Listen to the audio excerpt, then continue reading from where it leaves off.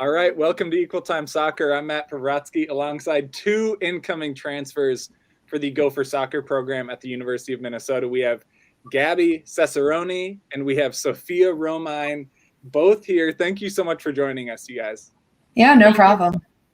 All right, and I actually pronounced those last names correctly, so we are just crushing it off the bat right now. First, let's jump in. So, if folks have not seen you both being announced, Gabbie is a two-time All-American at Wash U, originally from Illinois, now coming to the Gophers. They listed you as a defender. As I will tell everyone, position listings are complete lies at the college level. It is always a trick. It is always a trick. So we will not hold you to only playing on the back line. Sophia Romine, Gophers fans might recognize because, sorry, we don't want to get people upset. She scored against the Gophers last spring. She has played every game of her career at the University of Wisconsin, and you're originally from Michigan. I will tease, I said a lot of Midwestern states just now, so we are going to have to dive into some Midwest-related crap later. So just what you do. All right. But first, let's imagine that viewers of the show, listeners to the podcast, have not seen you both play. Let's imagine they haven't seen you yet. Talk a little bit about sort of your game and how you would describe your game if someone's never seen it. And I should say right off the bat as well, I'm revoking any humbleness that both of you have, because I'm sure you both have it. You are not allowed. You have to. This is a all hype zone. This is an all hype zone. So how you would sell yourself to Erin the first time she talked to you about playing for the U. That's how you have to describe yourself. So Sophia, let's have you go first. For those who haven't seen you play, and I'm sure Gopher fans actually have seen you maybe a couple times, but how would you describe your game as a player? Well, I am pretty small. So I guess I kind of have to be like feisty, I would kind of describe myself. So like defending wise, I love to slide tackle. I kind of go for it. I love to dribble. Yeah, I've been kind of working on like my finishing throughout the years, but I think that's something that I can definitely improve on. But yeah, I guess I try to be all around, just kind of buzz around. But that's how kind of I would describe myself in a simple way. Scrappy, buzz around, and slide tackling. Those are three really kept. People remember that. Gabbie, how about you? You're coming off 4 seasons starring for Wash U. How would you describe your game for folks? I guess I would say like my biggest thing is super competitive. I think like this is true to any defender, is you have to be pretty intrinsically motivated as a defender. It's not as glorious as being a forward sometimes. But yeah, super competitive. Same idea of like, you have to be scrappy as a defender. You have to be pretty feisty too. Yeah. And then I guess like for me, a big thing is probably composure. Obviously having played 4 years at the collegiate level already, being pretty like confident and also just being composed in that position is pretty important. And I'd say it's one of my biggest assets.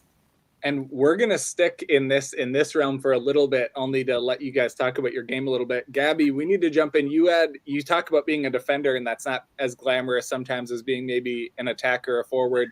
But you did have, 7 goals, 3 assists at Wash U. So I want us to talk about those goals. Are these all you getting in on set pieces, like a stereotypical defender thing? Or do you need to talk about some of these? Were you like busting down the line and like getting into the attack? Is it just sort of, I'm a big player who gets in on set pieces, defending, scoring? Or are you like, do you want to ball out a little bit? Well, most of my goals are off set pieces. However, one of them was, I guess my last goal was more so like me getting into the attack. And I'm definitely not above it. I mean, I love getting into the attack if I can. But yeah, the majority of them are set pieces, but it is exciting as a defender when you get to go up the field a little bit. And I guess we talked about set piece and it's sort of implied, but do you like to get balls out of the air? Are you an aerial threat? Is that part of your sort of set piece game? Yeah, I would say that. I mean, I'm pretty comfortable getting up in the air defensively and offensively. So it's kind of nice to be able to do both as a defender. Right. You're probably used to being like a big time aerial threat, and then you join this team and Raylan is standing right next to you and you're like, oh, actually, I think he might get on the end of this ball before I get on the end of it. Yeah, that's probably the case. Let's let Raylan go up for this one because that 6'5" frame has slightly more ability in the air than I will. Exactly. So multiple threats are always good. And Sophia, this is kind of a funny thing about your, at least on your UW profile, and it's maybe just that this got created early on or whatever it is. It mentions you leading your team in scoring and assists as a freshman, and then your bio is completely dark about the rest of your high school career. So I had to ask, is this one of those playing clubs so you can't play high school situations, or did you truly just peak like crazy as a freshman and then be like, you know what, peace? No, I loved high school soccer. I played my freshman year. I always knew I wanted to play. And then, so I played for a team my freshman year that allowed me to play high school. And then I actually switched clubs my sophomore year. And so that was definitely a bigger commitment and definitely the right choice to stick with just club. But no, yeah, I loved high school, but it was super fun. There was, I don't remember what year the change happened, but Minnesota had one of those things too, where actually for a while there was a rule where like no club players could do both, and then the high school league changed it back. I don't delve too deep into club politics because I just get yelled at by parents and coaches and everything. So I don't go too deep, but it is a weird tension that exists. So you're not the only player, I'm sure, that sort of drifted into club and then weren't allowed to do, or, you know. Yeah, definitely. I'm glad I at least got to experience 1 year of it. So. Well, and all you did was lead your team in goals and assists as a freshman. So that's all you did as a freshman. No, oh my gosh. All right, so let's jump in now to the sexiest part of the show, which is the logistics of the transfer portal. So I feel like on Equal Time we featured a bunch of just different transfers and talked about the transfer process a lot, and I realized we've never actually talked about the actual just logistical process of getting yourself into the portal. I think the dynamics of sort of being nervous about making the decision and then telling people, and then by the time you put your name in and all those things. But how do you actually get into that transfer portal, which is, you know, this database that all these college coaches can see? But how do you get yourself into that portal so that you can, you know, be recruited, or, you know, what do you actually put into that portal? And we started a little on this before we were recording because that's how curious I am about this non-glamorous part of the process. But Gabbie, you have seniority here. Talk about what you had to do to get yourself in there. Yeah, so getting into the portal is actually really straightforward. The actual process of putting your name in it, I think logistically took 10 minutes, maybe.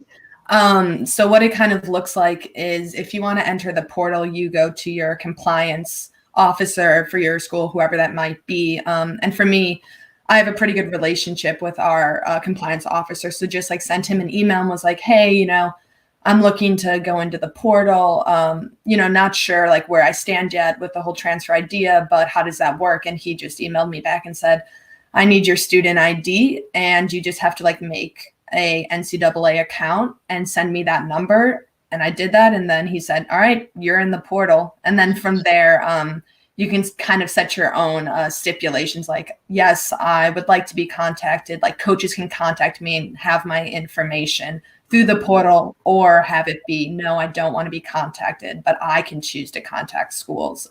So then from there, there's some nuances based off your own preferences.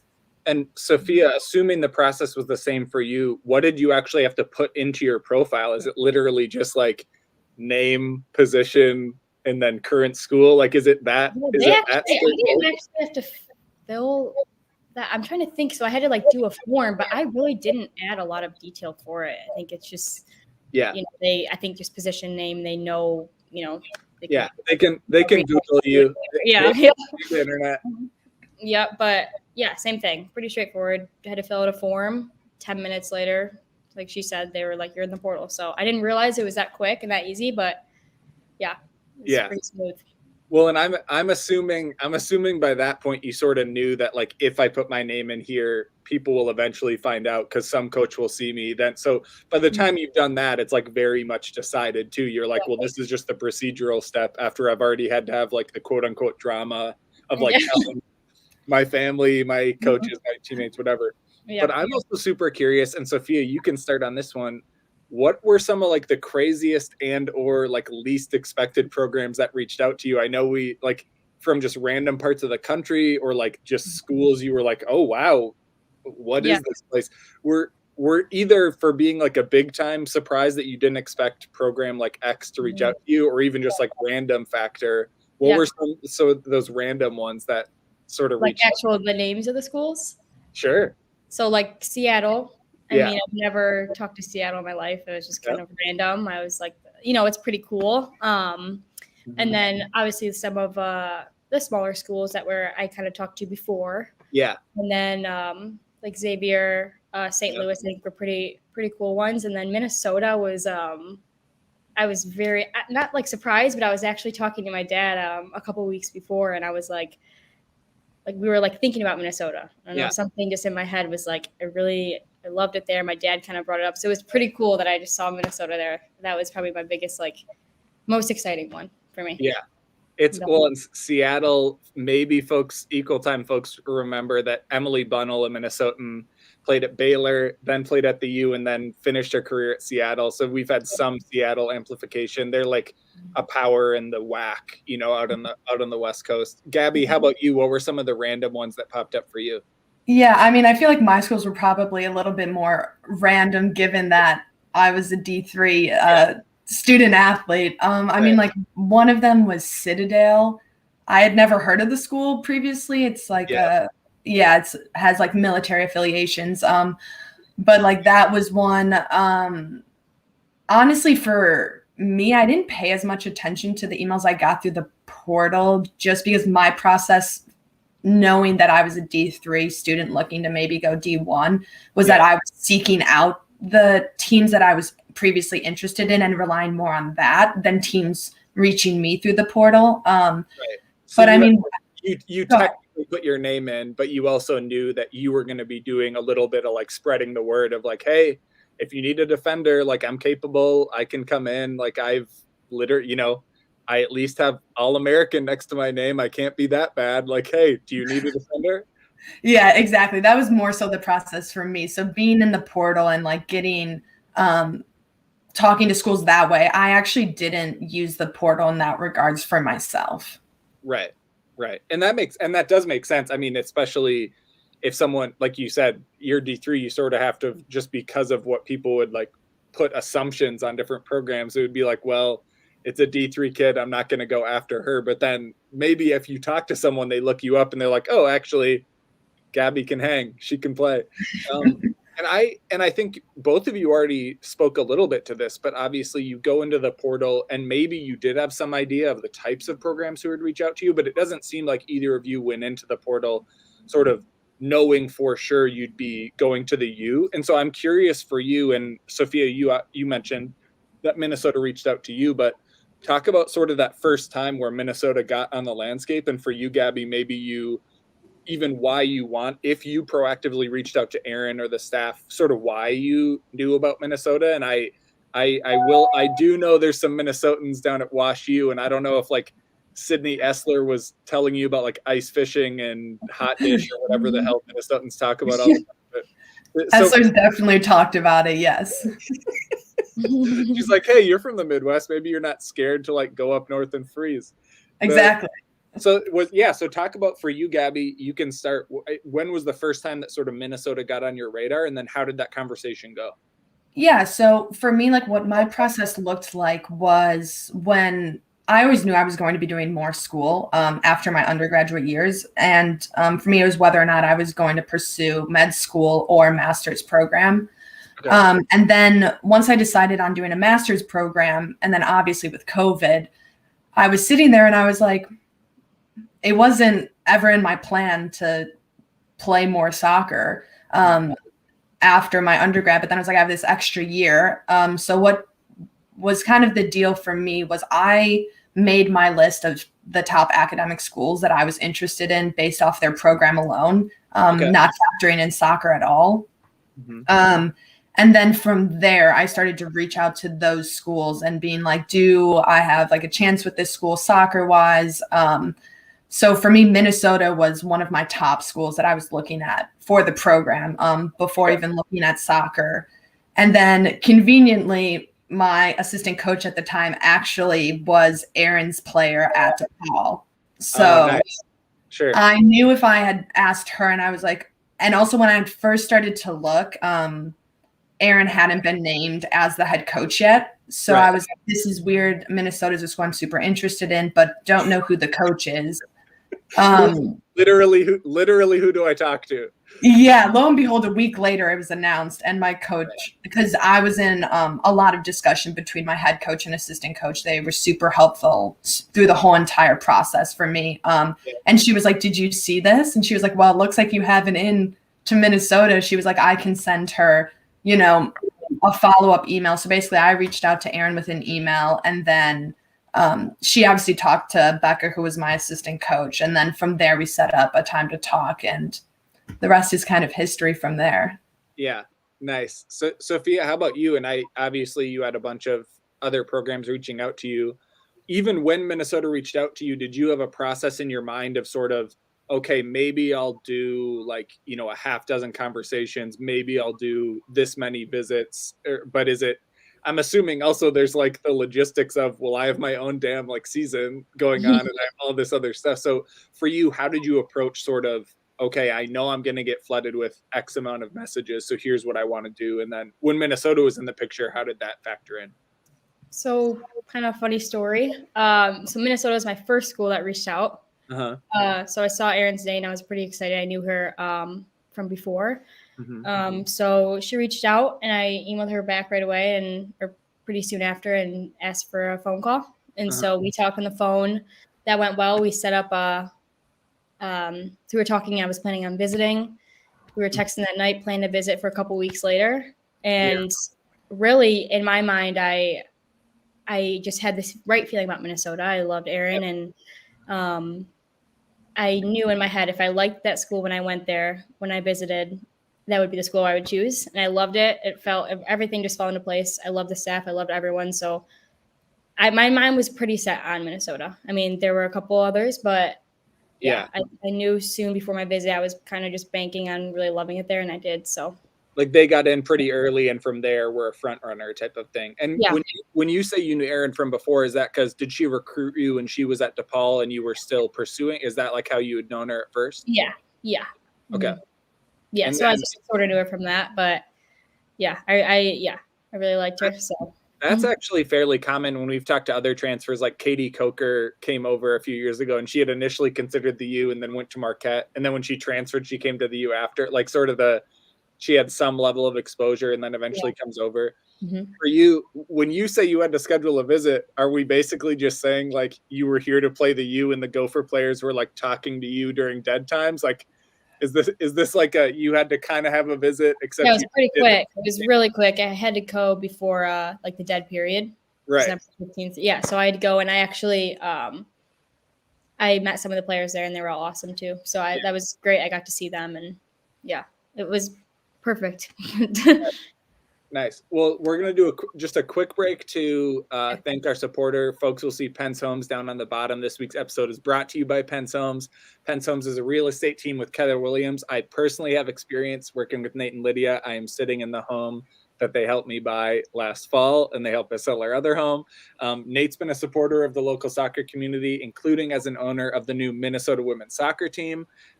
We also enjoyed working with one of their preferred lenders, Angie Scher. She still takes random questions from me via email to this day about random Blake lots I want to buy. She is a saint. So if folks have questions about house stuff, whether selling, buying, needing a furnace, flooring, go to penshomes.com and shoot them a message. And so, Gabbie, I want to talk. I'm a D3 kid, not to the quality that you are. Obviously, I never had anything next to my name, let alone All-American. But for folks who don't follow D3 sort of in a broader sense, they maybe don't know that like how legit Wash U is. You know, you all are last few years are constantly in like the sectionals, Final Four, like that level of like D3 program. And I know, if folks know a lot about the college soccer like landscape, they probably know that plenty of good players end up at different levels. It's not just like everyone at D1 is great, everyone at D2 is sort of good, everyone at D3 sucks. Like it's good players filter to different levels for different reasons. So people who follow that probably understand that. But for you, obviously now being a part of the U, you're obviously capable of playing D1, but you did have that experience at D3. So how did you end up at Wash U to begin with? Just tell folks a little bit about that. Yeah, I mean, it's a funny story how I actually ended up at Wash U, because when I was looking, I was only looking at D1 schools. I played for a competitive team like Sophia at Eclipse, like the characteristic school that sends kids to like good D1 schools. And that was kind of my mind. The biggest thing for me, though, was I always knew for me, my education was my priority for my undergrad. And that was something that was constantly on my mind during the recruiting process. There were some schools that were really good soccer schools, but wasn't the academic caliber that I was looking for myself. And also being, you know, a 16-year-old kid that wanted to go to med school at the time and wanted to do a pretty rigorous major, there were some schools that I felt as though I would be pressured to maybe look at different majors that weren't so time intensive, Right. and things like that. So for me, what ended up happening was, at the time, the head coach, Jim Conlon, saw me at one of the showcases, I think it was New Jersey maybe, reached out to me. And I mean, the kind of the D1 mentality, I was like, I don't want to play D3. I want to play D1. I don't even want to visit. This school isn't on my list. Yeah. And my mother, as she knew best, was like, you know what, this is a really good school. It's also a competitive school, even if it's not D1, you should go visit. Yeah. So she convinced me to go visit. And when I was on campus, I fell in love with it. I fell in love with the team, the school, also the coaches. I really clicked with the coaches that I met while I was there. And I was like, this honestly is going to give me the most balanced sort of lifestyle where I can still play really competitive soccer, pursue all of these other extracurriculars I want to do, which isn't always afforded to you playing D1. And also, it was just a great fit for me, and the rest is history. After I visited, I fell in love, and I did a complete 180, and I was all gung-ho about the D3 lifestyle. Yeah. Well, maybe the coach knew you well enough to be like, listen, I'm going to sell this nerd on this great nerdy school and get her to come in.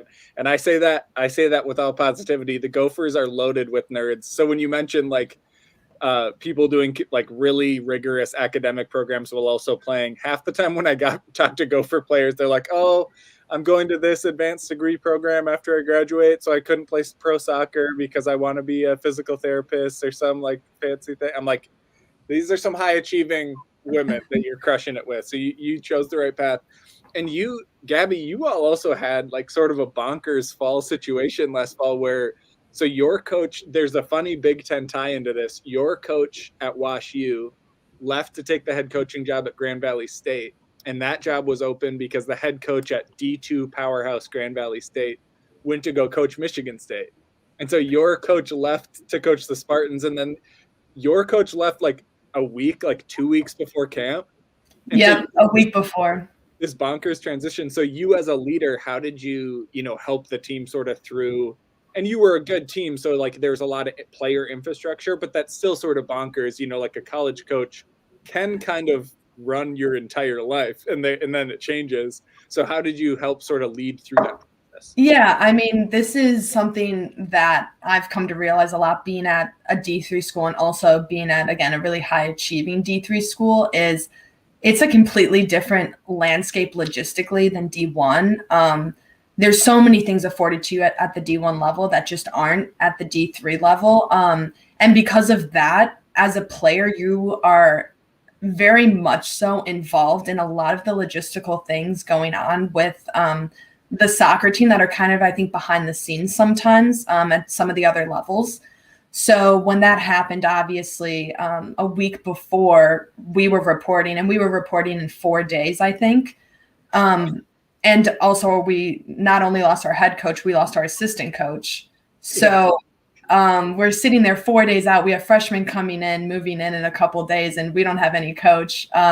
So it was pretty rapid where Wash U put out, an announcement that they were going to open up interviews, within 3 days, they had a couple candidates and they were like, we're going to have to find someone within 3 more days. So these candidates are kind of what we have. We have some really competitive candidates. Me and my senior class met the candidates, and then pretty soon after we had a head coach. But logistically, my class did a lot with planning our preseason, like meals.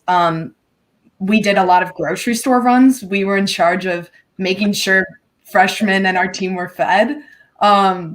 And also just planning things out. And we also, had this coach that not only had to get acclimated to a new team, but also didn't have, that supporting assistant coach that usually handles a lot of the logistical things. So that fell on my class this fall. Itineraries were made by people in my class. We were in charge of distributing equipment. And at the time, it seems like pretty crazy, but it's not as crazy as it sounds. Gabbie, I think the word is inappropriate to make you all do that. But it's not as surprising because we were already so involved at the D3 level to begin with. Like that, it never seems like that much. And also, we were like, if we're not doing it, if you want it done right, like my class was like, we have the experience, like as, these older kids on the team. So let's kind of grab our boots and get like a little bit messy and help the team out. And it was honestly a great experience. I had a blast doing things that I never thought I would, like going to Sam's and getting, a $600 order of food and carting it back to our athletic complex. But it was a really good time. At the very least, I hope what you just said is that you had a credit card from the athletic department and that you all weren't floating this.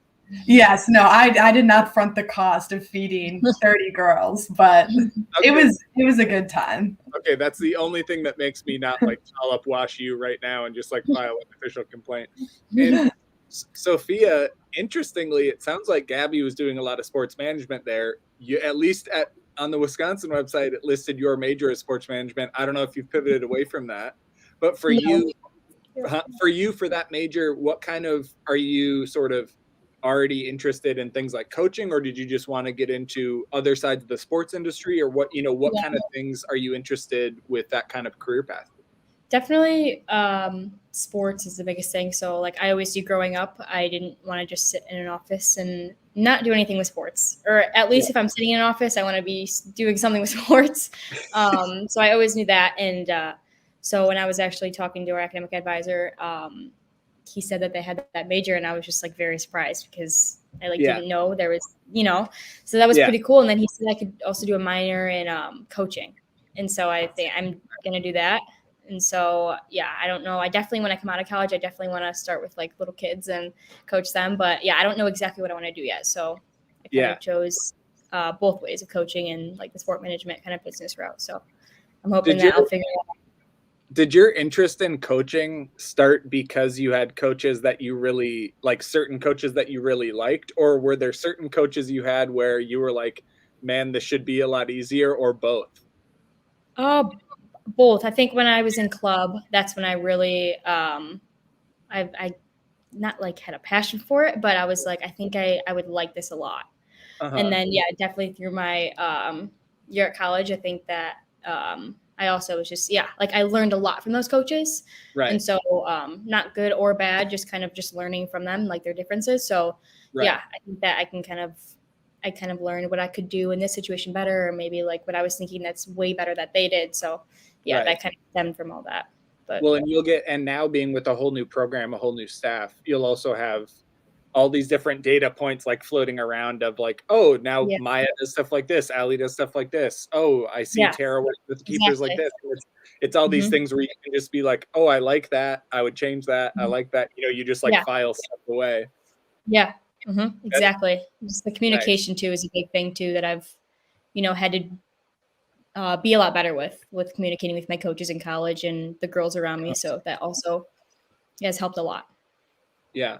And I will say, we are going to mark this for the record that Sophia, you are a twin, and I'm marking that for the record because I'm also a twin, and I'm not going to ask you a question, and I'm not going to, and Mark, my twin, hosts a lot of other different shows on here, but I'm only marking it for the record, Sophia, because being a twin means answering questions about being a twin that are really stupid. So I'm not going to ask you any questions about it, and I want everyone to mark that and give me credit for not asking you questions. We are just putting it on the record that you are a twin, and I didn't ask you about it. What question? Like, what's a question you were maybe thinking that you aren't going to ask? Like, who was born first? Who cares? Are you identical? Who cares? Like, just look at a picture. It doesn't matter. You would think we are actually, but we're not. A lot of people think we are identical. So that's not a dumb question. That's actually a pretty good question. well, the truth is almost no twins actually get tested to see if they're identical. They just like Mark and I look identical, and so we just say we are. We never got tested for it. Yeah. Who goes to the hospital and gets tested? Me and my sister got tested for it 3 times because they didn't know, because they like didn't believe that we were fraternal because we looked that much alike. Holy shit. Okay, well, you are really breaking my assumptions here. And now, Gabbie, you got to see that I attempted to keep away from it, but I also, the show's about you, Sophia, and so that's why I did respond to in dialogue. I pushed that one. I pushed it. Okay, that's okay. It's okay. I just wanted to mark that for the record as someone who's had to answer a lot of weird twin questions. I do think, Sophia, you mentioned, I sort of joked earlier, you're listed as, midfielder / forward. And obviously in the front 6 in any system, like roles can be different. It's not, positions there truly can sort of be interchangeable. Is it a 4-3-3? Is it whatever? Oh, and I'm being told now that Gabbie has twin sisters. We're getting told in the chat. Oh no, we are overloaded. Johnny, thank you for telling me that. We're getting direct Cesarone material. Yeah, I do have sisters that are twins. This is too much, you guys. We're overloaded with twin dialogue at this point. What's going on? I think former Gopher was Maddie Castro. No, she's not a twin. She played with twins. Who cares? No, guys, it does not matter. We'll move on. But so Sophia, you play in that sort of front 6, and I think Wisconsin, I think you all played like a 4-4-2 diamond midfield, right? And so you obviously did get on the end of balls. You scored against the U, but is there within that system, or even, and the U kind of played that 4-4-2 diamond last year, although I don't know if I don't think Aaron is married to always playing that system. But for you, how do you think about sort of the position you play best, or how you play those different positions? And obviously the position itself can be overblown, but for you sort of in that system, where did you play? If that were the system the U sticks with, where do you like to play? Where do I like to play? Yeah. Personally, I played obviously anywhere. I really love playing anywhere. But I played out wide more at Wisconsin, and like club, I like more define myself as a central player. Like I like being kind of weirdly, I'd rather have 3 players around me than have 50 yards of space. Like I like those kind of smaller spaces. So that was definitely different for me. Kind of having that ball out wide. So I think I kind of had that balance more of like those tight spaces and being out wide. Okay. So I think it'll be interesting to see where if I fit along, whether it's forward, midfield, center back. Yeah. You're just gonna casually drop center back in there. Yeah, I think I definitely learned a lot playing out wide. I like playing anywhere, so it'll be interesting to see. I know Aaron absolutely would love me talking about the tactics of the team, me not knowing anything about anything. But I love the idea of if there happens to be a switch to a 4-3-3, there's just so many impacts from that, because so many players like you could be a wide player, and maybe you play well in combination or like whatever. And the Gophers, especially last fall, had this thing where when they got enough numbers together and could actually combine, it was just magic. I mean, like, it was absurd. Like when the U played you guys, the game is always kind of a grind, like against Wisconsin, because you all are scrappy as hell, like borderline pushing and scrapping and making stuff difficult, you Badgers. And then like other games like Ohio State and Penn State, the U was so wide open because Raylan would get in there and combine, and Meg Gray would be combining, and there'd be all this flow. And so it's for players like you, where you can play multiple spots. I think sort of how it comes together is going to be so fun because there's so many players coming back, almost no players left. Like it's just going to be a bunch of you all like finding spots, or like Gabbie, they'll throw you an outside mid or something, like it's going to be random town. Like it's going to be random town. It just will be. I'm going to be center back and Gabbie's going to be outside mid. Elizabeth Overberg starts as a filler center back. Now everyone wants to be center back. She shifts back there. Now everyone wants to be center back. We're giving you credit for starting that trend. Okay. So now, Gabbie, you are from Illinois. You played in Missouri. Now you're coming to Minnesota. Sophia, you are from Michigan. You played in Wisconsin. Now you're coming from Minnesota. I just said a whole bunch of Midwest words just now. And so you two forced this on the show. We have to do the first time ever we are doing a Midwest trivia segment, which I guess we're doing this. I didn't want to do this. You both made this happen. So we are gonna burn through a few questions, and you both will win. I'm telling you right now, you both are winners already. So we are just gonna burn through. I'll ask the question. I'll give you like a few seconds to think, and then I'll let one of you guess first. And I know you're both honest, so neither of you will lie and take the other's answer. So first, and one of you should know this, which state is home to the Mackinac Bridge? You can hold. And now, Sophia, you can answer first. Michigan? Yeah. I think that was Gabbie, what did you think? That was going to be my guess because I've never heard of it. Okay, good. Thank you. Geniuses. Okay. Which state is home to the Rock and Roll Hall of Fame? Gabbie, you can guess first. Think Michigan. What do you think, Sophia? No idea. Ohio? I don't know. Yes. Ohio? It is. Yes. And by the way, these are taken from several internet quizzes, so I did not fact check any of this, but I do know that the Rock and Roll Hall of Fame is in Cleveland. So congratulations. That was a wild guess. That was a guess. And then next one, Mount Rushmore is in which state? Sophia, you can guess first. South Dakota? Gabbie, what's your guess? I was going to say North Dakota. It is South. It is South. Although I will tell you, no one cares about the Dakotas. You guys don't have to care about the Dakotas. Next question. This one I think is probably the easiest of any of them. The Gateway Arch is in which state? Gabbie, you can guess first. I think I'd have to say Missouri. Sophia. Missouri. I mean, yeah, it's a good choice to copy the Missouri Soccer. Yeah. So here's one. Theodore Roosevelt National Park is in which state? Sophia, you get to guess on this one. No idea. Gabbie? I don't know. Maybe Indiana? North Dakota. And other places, again, you guys, it doesn't matter. The Dakotas don't matter, but it is over there. We'll just say Dakota. Doesn't matter which south and north. Yeah, just say Dakota. Combine them. They don't need 4 senators, you guys. They don't. Next one. The iconic spoon and cherry sculpture is in which state? Sophia, you can guess first. I'm going to go with Dakota. Seems like a hot one right now. Gabbie? I was going to say Wisconsin. Oh, you guys, that one is the only Minnesota answer on the list. It's a good thing we're not there yet. Yeah, really, I know. Really hip, art-obsessed Minneapolis people are going to be so frustrated by you. That'll be our first stop. Fun fact, that sculpture had to get shipped to like New York to get repaired and repainted.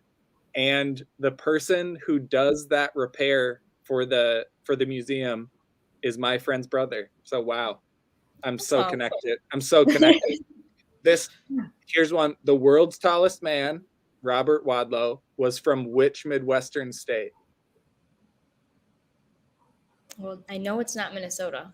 No, it isn't. I gave that clue away. So you can guess first, Sophia. I'm gonna go with Wisconsin. I don't know. Gabbie, what do you think? I was also going to guess Wisconsin. I don't know why you think Wisconsin people are tall. It was Illinois, so that's good.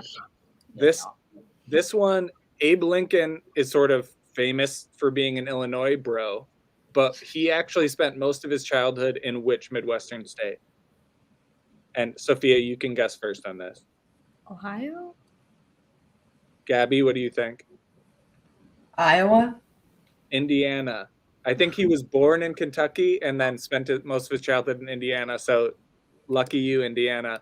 The geographic center of North America is in which state? Gabbie, you can guess on this. Um, The geographic what? Center. The geographic center of North America. I'm going to guess Iowa. What do you think, Sophia? Illinois. North Dakota. Wow, Dakota really had a lot of presence on this. We started with logistics about entering information on a form. We ended with a quiz about geography. This show is exciting as hell.